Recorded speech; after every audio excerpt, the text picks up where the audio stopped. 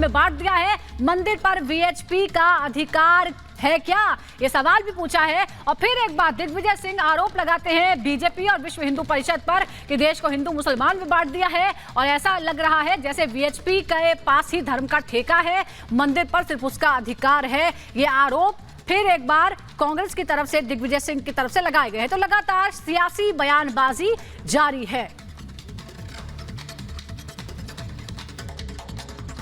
बेकार बात करते हैं।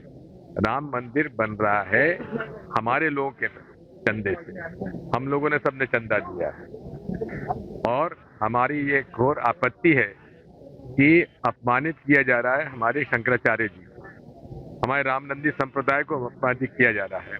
विश्व हिंदू परिषद ने कौन सा ठेका ले लिया धर्म का, उनका क्या अधिकार है इस राम मंदिर पर? ये हम लोगों का पैसा है, हम लोगों का चंदा है।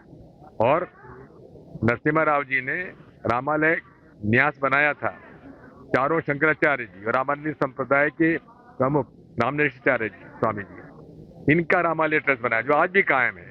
उसको अधिकार क्यों नहीं दिया निर्माण का? और ये तो वो लोग हैं कि चंपत राय क्या है, विश्व हिंदू परिषद के एक प्रचारक हैं और जिन्होंने की जमीन का घोटाला किया है, ऐसे व्यक्ति को उन्होंने प्रमुख बनाया हुआ है। और जो अपमानित कर रहा है, धर्म को बांट रहा है, धर्म गुरुओं को बांट रहा है, रामानंदी संप्रदाय और शंकराचार्य जी के बीच में खाई पैदा कर रहा है। अगर रामानंदी संप्रदाय को देना चाहते हो, हम सब चाहते हैं दे जाए, लेकिन उनका अधिकार नहीं है विश्व हिंदू परिषद का। वहां की पूजा भी निर्मोही अखाड़ा करता था, उसका अधिकार क्यों छीना गया है? ये लोग बांटने के अलावा इनके पास कोई काम नहीं है।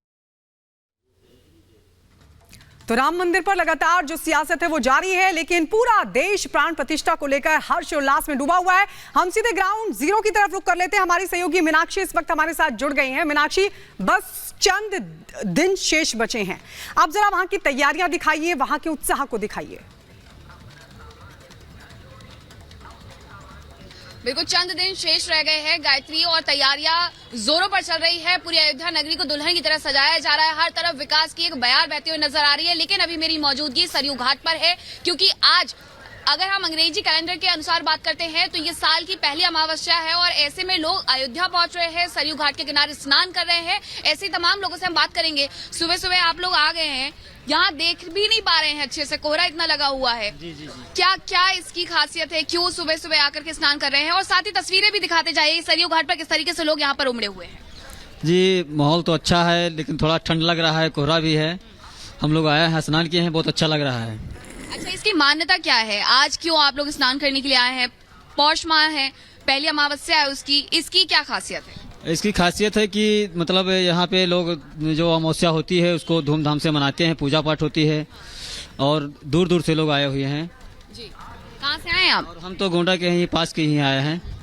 ठीक है, कुछ और लोग भी हैं, नीचे की तरफ चलते हैं और उनसे भी बात करवाते हैं। इस बीच आपको तस्वीरें दिखाते जाते हैं। देखिए, हर जगह कोई सी भी नदी हो, गंगा नदी हो या फिर सरयू नदी है, उसको लेकर के भी देखिए कि किस तरीके से यहाँ पर ये जो जीवन रेखा है वो भी बनाई गई है। कुछ और लोग हैं, हम उनसे भी बात करते हैं। आप लोग यहाँ आज स्नान करने के लिए आए हुए हैं, कहाँ से आए हैं आप? मैं भोपाल से बता रहा हूँ। जगतगुरु स्वामी रामभद्राचार्य जी महाराज का शिष्य हूँ, पूर्व गुरुदेव के संकल्प से। चूंकि आप मतलब इतनी दूर दूर से आ रहे हैं, लेकिन हमारे देश के जो नेता है वो ये कह रहे हैं कि कांग्रेस जो है और इसके अलावा इंडिया गठबंधन के जितने भी नेता हैं वो कह रहे हैं कि हम नहीं जाएंगे, हमें नहीं जाना है। क्या सोचते हैं, किस तरीके से देखते हैं? दुर्भाग्य है, चूंकि इस राम मंदिर के निर्माण में उन्होंने अड़ंगे लगाने में राम जी नहीं है ऐसा करके हलफनामा दिया था।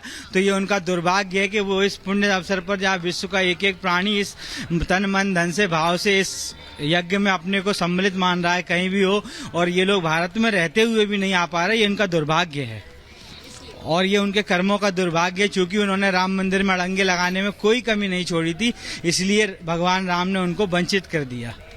ऐसा यहाँ की जनता जो है वो यही सोच रही थी कि देश भर से लोग जो है वो स्नान करने के लिए यहाँ पर उमड़ रहे हैं। कुछ और ऐसे लोग हैं, उनसे हम पूछते हैं, कहाँ से आए हैं भाई साहब यहाँ स्नान करने के लिए सरयू घाट पर? तो ये गोंडा से हूँ, लोकल से। गोंडा से आए हुए हैं आप, लेकिन इंडिया गठबंधन कह रही है, कांग्रेस हो या फिर समाजवादी पार्टी हो, कि हम तो नहीं जाएंगे। राम मंदिर का जो निर्माण है वो क्या बोलते हैं, उसका कार्यक्रम जो है पूरा वो बीजेपी और आरएसएस का एजेंडा है। उनको सौभाग्य प्राप्त नहीं हुआ, इसीलिए वो नहीं आ रहे हैं। वो उस लायक ही नहीं है, इस लायक ही नहीं है। और कुछ कहना चाहेंगे? नहीं, बस जय श्री राम। धन्यवाद। हमसे बातचीत करने के लिए कुछ और लोग हैं, उनसे भी बात करते हैं। सर, आपको क्या लगता है, जिस तरीके से इंडिया गठबंधन के नेताओं की तरफ से कहा जा रहा है कि ये बीजेपी आरएसएस का एजेंडा है, उनका कार्यक्रम है, हम तो नहीं जाएंगे? नहीं, कोई कार्यक्रम नहीं है। वही अच्छा हो रहा है, एकदम पुल बन गया है, सब अच्छा काम हो रहा है। कोई गठबंधन का काम नहीं, मोदी जी अच्छा काम कर रहे हैं सब। 22 तारीख को प्रभु श्री राम पधार रहे हैं, लेकिन हमारे देश के नेता विरोध कर रहे हैं, बीजेपी आरएसएस का कार्यक्रम बता रहे हैं। क्या लगता है? नहीं, जो भी कार्यक्रम हो रहा है बहुत अच्छा हो रहा है और करना भी चाहिए। विरोध तो हर चीज का होते रहता है, तो उसके लिए कोई जरूरत नहीं है। जो अच्छा कार्य होता है उसका विरोध तो होना ही होना है।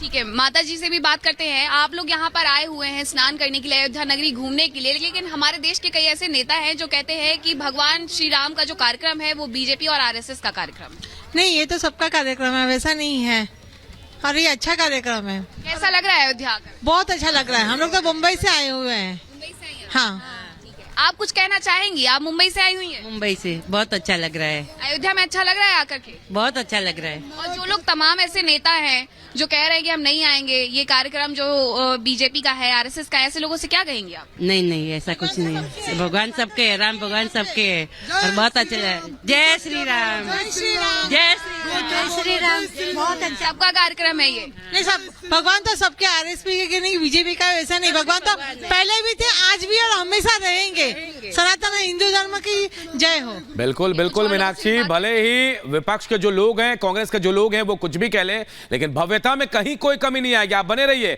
इसी बीच एक बड़ी खबर आ रही है, उसका रुख कर लेते हैं। जी हां, बड़ी खबर, रामलला पर कांग्रेस में ही दो फाड़ हो गया है। विक्रमादित्य सिंह जो है वो अयोध्या जाएंगे। मैं सौभाग्यशाली हूं, मुझे न्योता मिला। ये विक्रमादित्य सिंह कह रहे हैं। वीएचपी आरएसएस का आभारी हूं, जीवन में एक ही बार ऐसा मौका मिलता है, इतिहास रचते हुए देखूंगा। विक्रमादित्य सिंह ये कह रहे हैं। देखिए, कांग्रेस के नेता हैं, और अब सबसे बड़ी बात कि कांग्रेस दो फाड़ हो चुकी है। जहां बड़े नेता हैं वो कहीं ना कहीं ये कह रहे हैं कि वो नहीं जाएंगे, लेकिन कई ऐसे नेता भी कांग्रेस के जो जाने की तैयारी में है।